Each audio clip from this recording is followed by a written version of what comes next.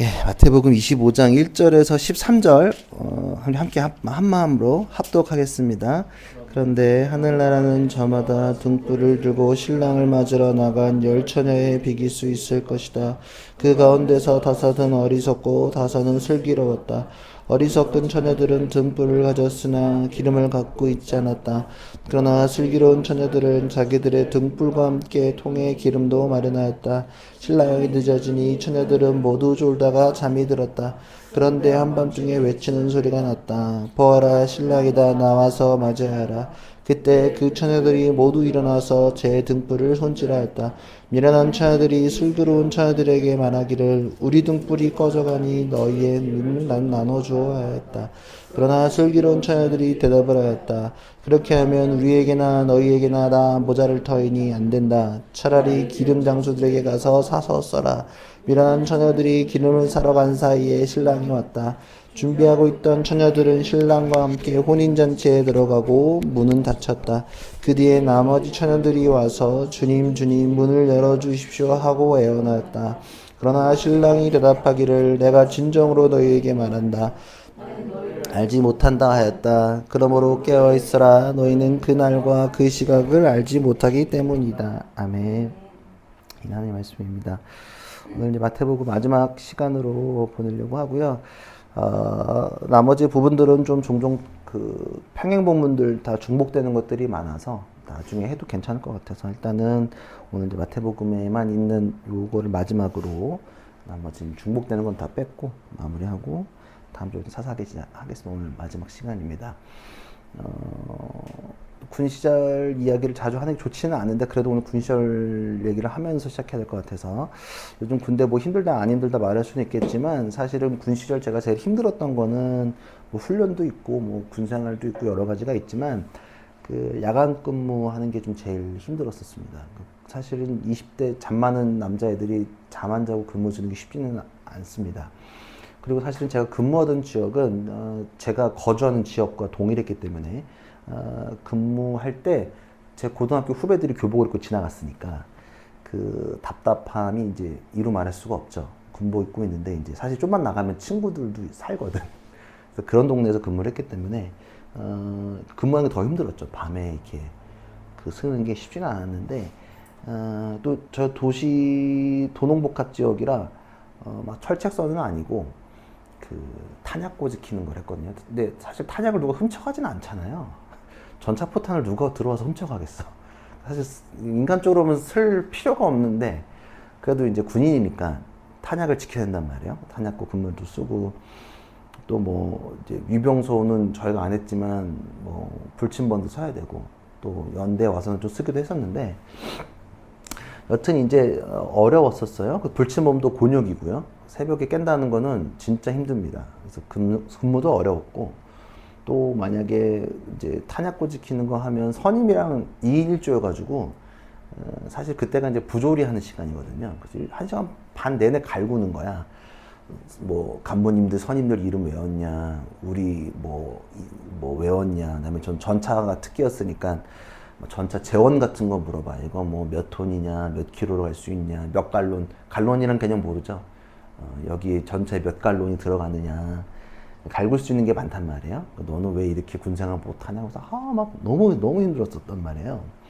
그래서 너무 힘들었고, 근데 뭐 또 반대로 또 마음 많은 선임이랑 가면 1시간만 해도 금방 가기도 하고 복잡한 마음이 있는데 여튼 이제 좀 어려운 건 뭐냐면 이제 탄약고 그냥 쓰면 쓰는데 저희는 최전방은 아니니까 간부님들이 그냥 갑자기 긴급하게 한번 돌아요. 그냥 얘들 졸까봐 졸고 할까봐. 그러면 사실 그걸 지키는 시간이야.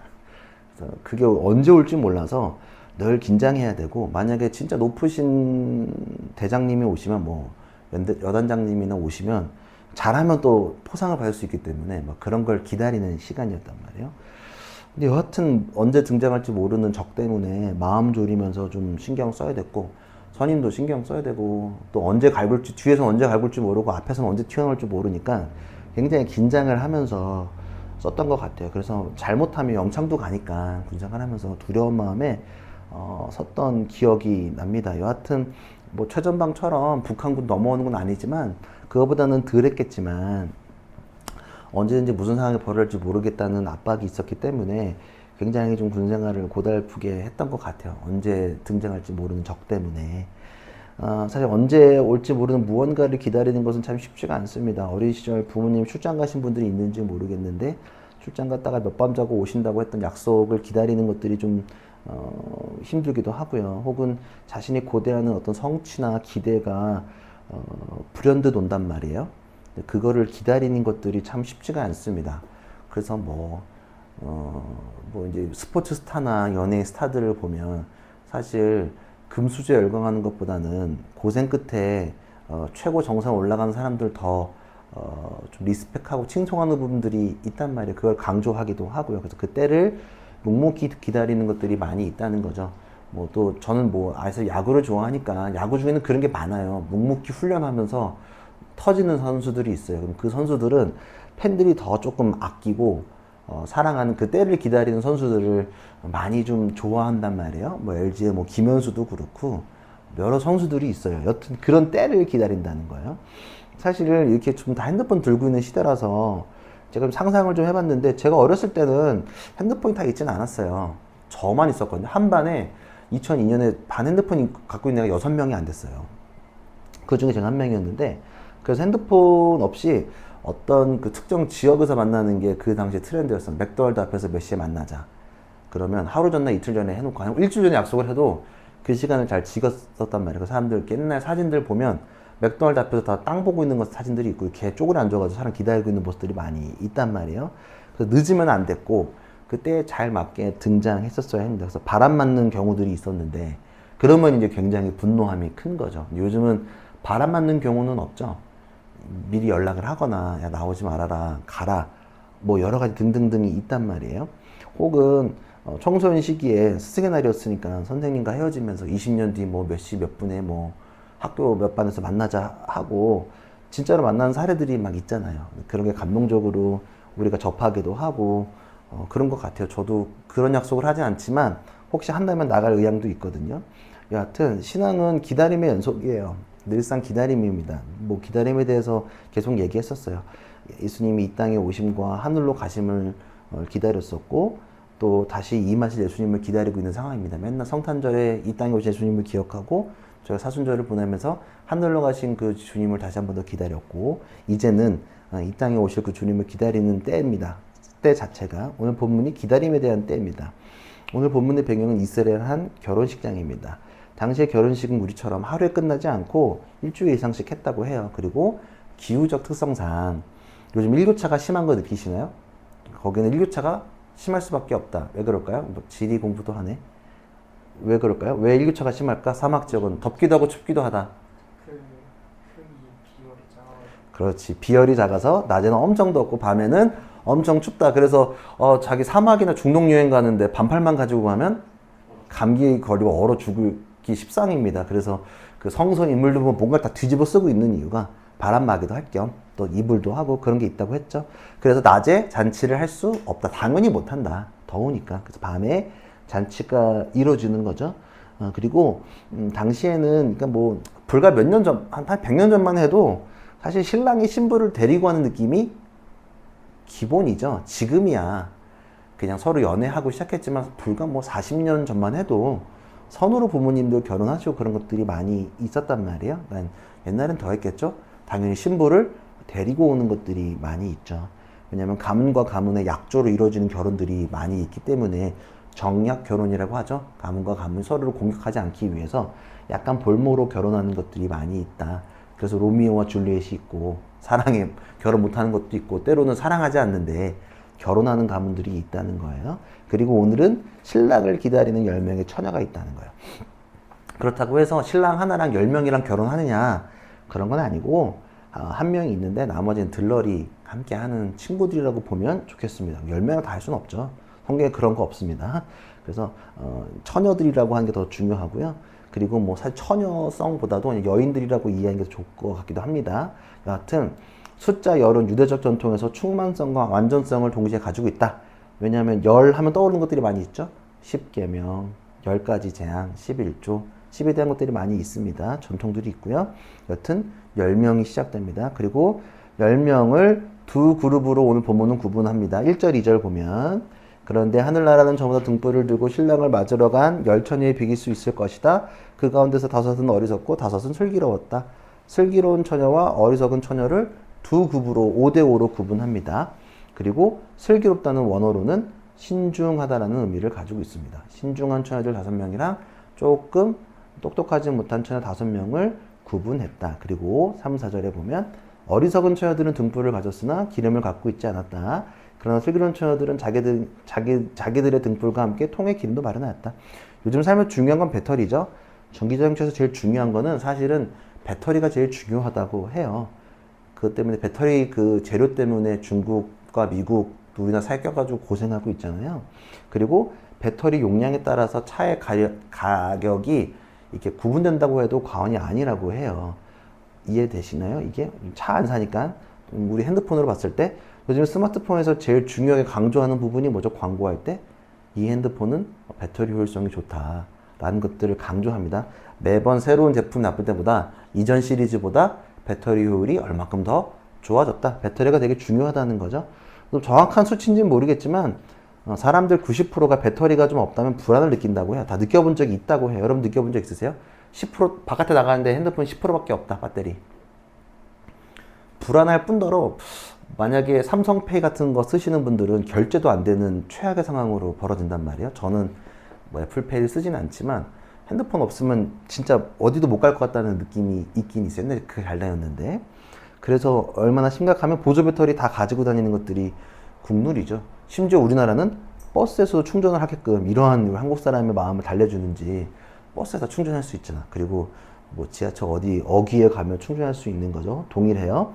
밤에 잔치를 여는데 불빛이 중요하죠. 당시엔 전기가 없었으니까 불이 굉장히 중요했었겠죠. 그리고 언제 올 줄 모르니까 시계도 잘 부정확하고 언제 올 줄 모르는 신랑을 기다리기 위해서는 등불이 계속 유지됐었어야 했고 기름을 계속 가지고 있었어야 했다는 겁니다. 보조 배터리를 갖고 있듯이. 이해되시죠? 갖고 있어야 되는데 당연히 가지고 있지 않았고 어둠 속에서 불이 되게 중요한 건 너무 당연한 거예요.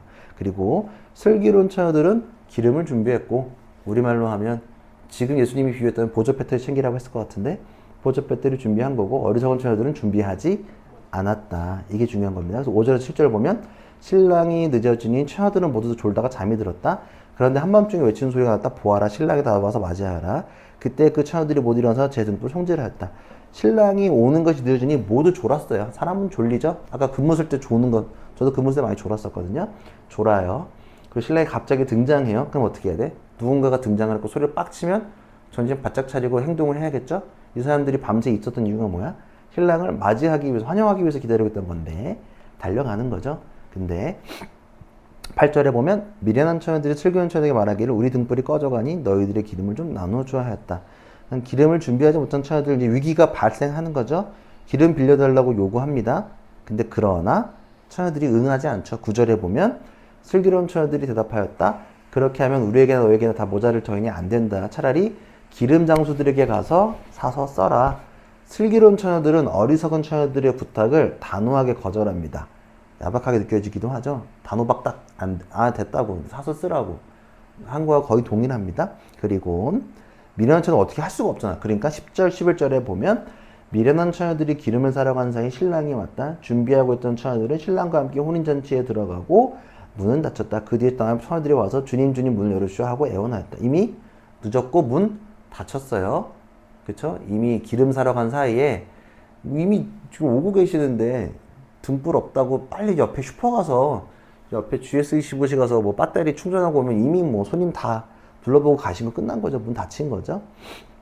그래서 12, 13절에 보면 막 이제 문 열어달라고 바깥에 얼마나 소리 야단을 쳤겠어. 신랑이 12절, 13절 그러나 신랑 대답하기를 내가 진정으로 너희에게 말한다.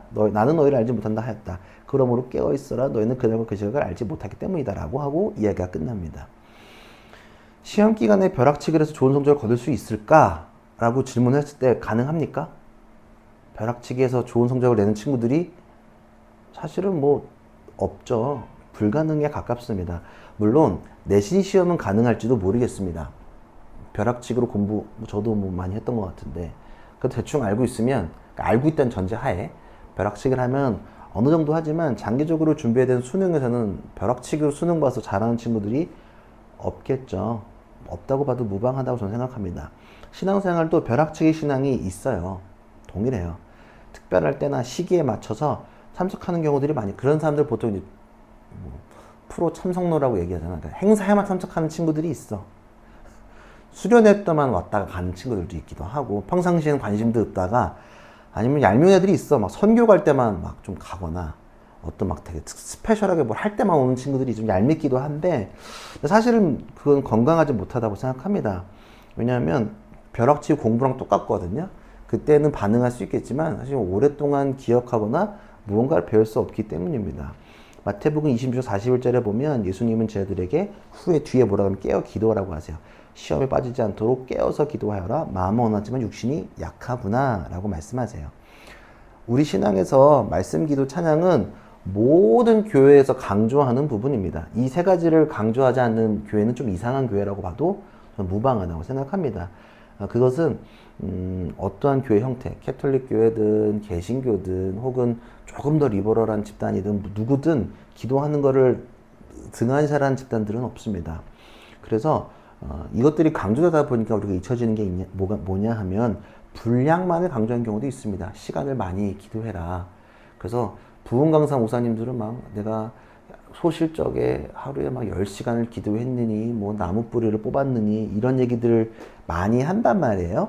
근데 중요한 건 뭐냐 하면 깨어서 기도하는 것들이 중요해요. 그래서 그럼 주님이 24시간 기도원에서만 살라고 말씀하신 게 아닌 거죠. 우리 삶을 살아야 되니까. 그렇잖아요. 이해가 안 되잖아. 그럼 뭘까? 데살로니가전서 5장 10절에 보면 바울은 쉬지 말고 기도하라 라고 이야기해요. 쉬지 말고 기도하라는 건 뭐냐면 눈 감고 살면서 기도하라는 얘기를 하는 게 아니라 내 삶 속에서 기도하는 자세를 유지하라라는 거겠죠? 이해되시죠? 그러니까 깨어 있으라고 말씀하시는 거예요. 깨어서 기도하는 사람들, 쉬지 말고 기도하는 사람들은 민첩하게 반응할 수 있다고 저는 생각합니다. 그래서 쉬지 말고 기도하라는 건 뭐냐 하면 내가 쉬지 말고 주님을 생각하고 내 삶 속에서 주님을 늘 끊임없이 묵상하면서 무언가 상황이 벌어지면 민첩하게 반응하는 삶을 살 수 있다. 이게 깨어서 기도하라는 것이라고 저는 생각을 합니다. 인생에서 누구에게나 기회는 옵니다. 오늘 본문처럼 그 기회를 기다리는 거예요. 밤에 앉아가지고. 근데 슬기로운 사람은 기회를 기회로 정확하게 반응할 수 있고 어리석은 사람은 그 기회를 정확하게 알 수가 없습니다. 그 기회를 기회로 알 수 있는 힘은 무엇이냐? 깨어서 기도하는 사람이라고 저는 생각합니다. 기도하는 사람이 슬기로운 사람이 될 수 있다는 거예요. 이해되시나요? 자, 보세요. 오늘 5절에 보면 슬기로운 처녀들이나 어리석은 처녀들 모두 다 잠에 빠져들었다. 그러니까 누구나 때론 기다리다가 졸기도 하고 깨어있지 못해요. 근데 사람은 누구나 졸기도 하거든요. 기다리다가 낭망하기도 하고 실수도 하긴 하지만 근데 중요한 건 뭐냐면 신랑이 왔을 때 어떤 상황이 벌어졌을 때 기회가 왔을 때 민첩하게 나갈 수 있는 것은 준비된 슬기로운 처녀들이었다는 사실을 여러분들 잊어서는 절대 안 됩니다. 그럼 준비된 게 뭘까? 기름은 켜져 있고 그 기름을 오랫동안 유지할 수 있는 그 에너지원은 무엇일까? 우리의 믿음, 생활, 사랑, 선한 행실 같은 것들이 있겠죠. 그것들을 했을 때 계속 기름이 쌓이는 거라고 여러분 생각하시면 너무 좋을 것 같아요. 제자로 삶은 사람들, 제자로 살겠다고 마음먹은 사람들이 요구되는 삶은 전체를 이야기해야 돼요. 이게 무슨 말이냐 하면 제자적 삶은 사람들한테는 단순히 교회 잘 나오고 금요철에 나가고 모임 빠지지 않는 것도 있겠지만 그 너무 그냥 뭐 너무 기초적이고 좀 그렇고 중요한 건 뭐냐 하면 내가 무언가를 위해서 행동을 보이는 거죠. 선한 행실들은 좀 티가 잘 안 내요. 잘 안 나. 교회를 위해서 헌신하고 마음을 쏟는 것들 티가 잘 안 내요. 오늘 밥 준비하시는 거 저 모르게 준비하셨는데 뭐 미리 집에 준비하셨겠지. 오늘 끙끙 막 밥솥 들고 왔잖아. 티 잘 안 난 몰라 뭐 했는지. 밥을 어떻게 준비하셨는지 잘 모른다고. 어떤 회의를 하셨는지 전 모르는데 주님은 아시겠지. 그러니까 서로 잘 몰라요. 그리고 혹은 가끔씩 교회 일을 저랑 제가 이제 개인적으로 주기 때문에 전체적으로 모를 수 있어요. 그리고 여러분들이 각자 삶 속에서 친구들을 전도하기 어떤 뭐 좋은 영향력을 주기 위해서 무엇을 하는지는 서로는 모를 수 있어요. 근데 누구나 아신다? 주님은 아신다는 것, 그런 모든 것들이 쌓인다는 거예요. 단 전도하는 것만 얘기하는 것이 아닙니다. 무언가 전도와 상관없이 내가 그냥 행동으로 난 사랑과 행동, 이런 것들이 중요하다는 거죠. 그런 것들이 다 그런 것들이 잘 쌓였을 때 나의 삶의 터닝 포인트 기회가 왔을 때, 기도하면서 깨어있을 때 즉각적으로 반응할 수 있는 밑거름이 된다는 사실을 여러분들이 잘 기억했으면 좋겠습니다. 아멘이십니까? 네, 잘 기억하십시오. 되게 간단한데 어려운 거예요.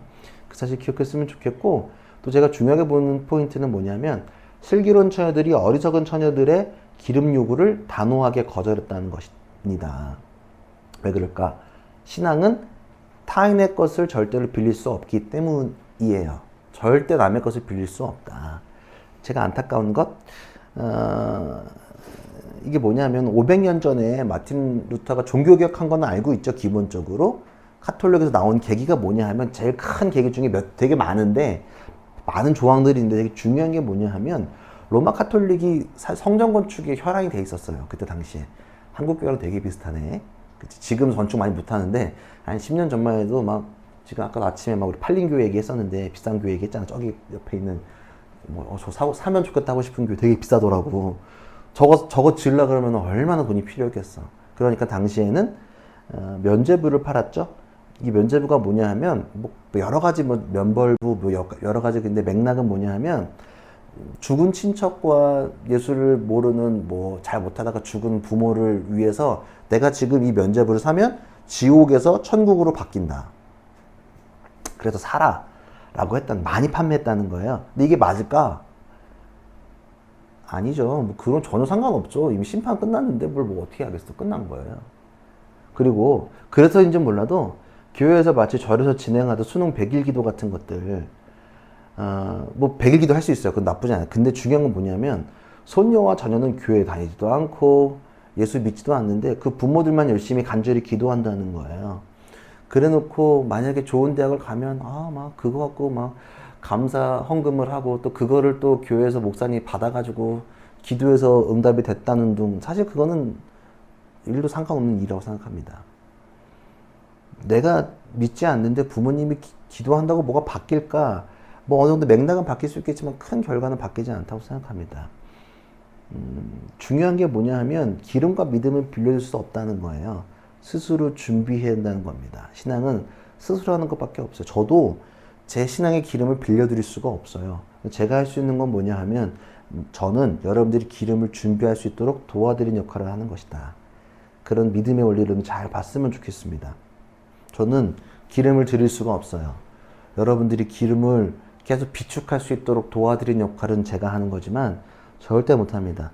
엄마의 믿음을 내가 배울 수는 있어요. 따라서 내가 기름을 준비할 수 있지만 엄마의 기름을 내가 빌릴 수는 절대 없다. 이거 절대 불가능하다는 사실을 부모님도 기억하시고 여기 자녀들도 기억하셔야 돼요. 엄마가 목사님이건 뭐고 상관없어요. 목사 자녀들이 사고 더 칩니다. 그거는 이미 증명이 많이 됐습니다. 제 수많은 동기들, 목사님 아들들 정말 개판입니다. 장로 아들들, 네, 둘이 자웅을 겨뤄요. 쓰레기 짓으로. 근데 그건 상관없어요. 내가 하는 게 중요하다는 사실을 기억하셔야 돼요. 오직 우리는 믿음으로 구원받습니다. 동시에 믿음은 신실한 삶을 통해서 표현된다는 것, 그것들이 기축된다는 사실 잘 기억했으면 좋겠습니다. 예수님이 이 땅에 오시는 것은 우리가 알 길이 없습니다. 데살로니가전서 5장 2절에 보면 주님이 날이 밤에 도둑처럼 온다는 것을 여러분은 자세히 알고 있습니다. 때를 잘 몰라요. 그러니까 교회에서는 늘 기도하라고 하는 게 뭐냐면, 늘 기도하면서 민첩하게 그 일에 반응하라고. 오늘 기도하면서 기름을 잘 비축해서 그 때가 되면 즉각적으로 반응하라고 말씀하시는 겁니다. 이해되시죠? 여러분들 문을 두들기면서 아무리 외쳐도 준비되지 않은 사람들은 그 문에 들어갈 수 없습니다. 이미 문 닫혔어요. 예수님 오실 때 그때 믿음, 그건 중요하지 않습니다. 마태복음 7장 21절에 이미 앞서서 주님께서 나더러 주님 주님 하는 사람이라고 해서 다 하늘나라에 들어가는 것이 아니다. 하늘에 계신 내 아버지 뜻을 행하는 사람이어야만 들어간다. 예, 교회 다닌다고 천국문에 들어가지는 않습니다. 교회 다니는 것과 예수님을 믿고 따르는 것과는 차이가 있기 때문입니다. 학원 다닌다고 다 서울대를 갑니까? 못 가죠. 좋은 회사를 다닌다고 해서 좋은 결과 늘 수반되지는 않습니다. 그리고 내가 뭐 대단하게 뭐 그런 게 아닙니다. 대한민국 삶이라고 다 좋습니까? 그것도 아니라는 거죠. 이해되시죠? 잘 고백하셔야 됩니다. 하늘의 뜻을 행해야지만 행할 때 우리는 그때 민첩하게 주님의 뜻에 반응할 수 있다는 겁니다. 독일 서상가 발터 베냐민은 이렇게 얘기했습니다. 매 순간은 메시아가 들어올 수 있는 작은 문이 된다. 여러분들이 있는 그 삶의 자리에서 메시아 예수님이 들어올 수 있는 그 때를 준비하고 반응했으면 좋겠습니다. 그 때마다 들어오실 거예요. 학교에서 일할 때, 학생회 일을 하면서, 회사에서 작업하면서, 연습실에서 혼자 연습할 때, 노래를 하고 안 되는 거 붙들고 있을 때, 낭망하고 위로할 때도 마찬가지고요. 학교 책상에서도 마찬가지고, 학원에서도, 도서실에서도, 가정 부엌에서도 그 순간 주님이 들어올 수 있는 작은 문들이 있다는 사실을 여러분들 잊지 마십시오. 그리고 오늘 나에게 주어진 것들을 다시 돌아보고 점검하고 내일을 준비했으면 좋겠습니다. 세상의 유혹이 단순히 술과 유흥 정도의 문제로만 생각하지 않았으면 좋겠습니다. 우리가 주님의 전을 살 수 없게 만드는 모든 것들, 나의 행동과 태도를 통해서 우리의 모든 것들을 돌아봐야 합니다. 내가 술 먹고 담배 피는 것들의 수준으로만 믿음을 보지 마시고요. 진짜로 내가 하지 않는 것들에 대한 고민하셨으면 좋겠습니다. 사실 지금 1시간 뒤에 주님이 오실 수도 있습니다. 몰라요, 아무도. 그리고 또 시간이 뒤로 갈 수도 있습니다. 10년 뒤, 200년 뒤일 수도 있고 때를 잘 모르긴 하겠어요. 근데 뭐 그게 중요하지 않아요. 우리는 그 때를 준비하는 사람들과 언제나 오시든 즉각적으로 반응하면 되니까요. 아멘이시죠? 그래서 이단들이 뭐 언제 때를 정해놓고 몇 시, 몇 분, 몇 초에 주님이 오신다고 다 뻥입니다. 주님은 몇 시, 몇 분, 몇 초 온다고 말씀하신 적이 전혀 없다. 밤에 도둑이 오듯이 온다 그랬거든요. 도둑이 오는 걸 예고하고 옵니까? 무슨 그 옛날에 코난 무슨 궤도 루팡 마냥 그렇게 오는 게 아니라고요. 그런 도둑이 아니라 그냥 언제 올지도 모르고 민첩하게 온다는 거예요. 그러니까 그런 것들을 현혹되지 마시고요. 때를 기다리면서 슬기롭게 지혜롭게 주를 향해 나아가는 오늘이 됐으면 좋겠고 우리 모두가 됐으면 좋겠습니다.